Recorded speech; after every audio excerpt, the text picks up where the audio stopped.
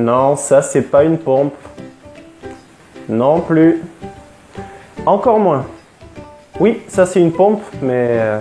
Salut les coachés, c'est Loïc. Aujourd'hui, on va voir comment faire une pompe, un mouvement bien plus complet que ce que tu peux penser parce qu'il fait entrer en jeu les pectoraux, les triceps, les épaules, mais aussi toute la ceinture abdominale. Et pourtant, en salle, je vois jamais personne qui fait des pompes. Développé couché.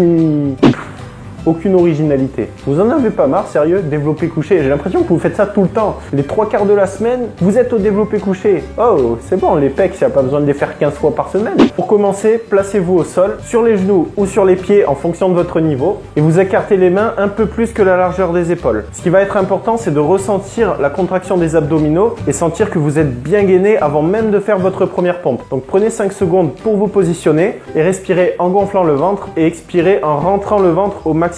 Et à la fin de l'expiration, normalement, vous devez sentir une barre tout autour de votre ceinture abdominale. Là, vous êtes bien gainé et vous pouvez commencer à faire les pompes. Quand vous descendez, vous avez plusieurs possibilités. Soit vous voulez travailler exclusivement les pectoraux, il faut que vous placiez vos coudes à l'arrière de vos épaules et vous vous concentrez bien sur le mouvement des pectoraux pendant la poussée. Vous respirez pendant que vous descendez et vous expirez pendant la remontée, pendant que vous poussez avec les pectoraux. Si vous voulez plus travailler les épaules, alors il faut juste changer l'inclinaison des coudes et faire en sorte que les coudes et les épaules soient à peu près au même niveau. Et si vous voulez plus bosser les triceps, il faut faire en sorte que vos bras soient serrés et rentrer les coudes vers l'intérieur. Si vous faites bien les pompes, vous allez renforcer vos abdominaux profonds et votre gainage, qui est un exercice qui est très important à faire, mais que malheureusement pas beaucoup de monde pratique en salle de musculation. Donc quels que soient vos objectifs, je suis sûr que les pompes ont leur place dans votre programme de musculation.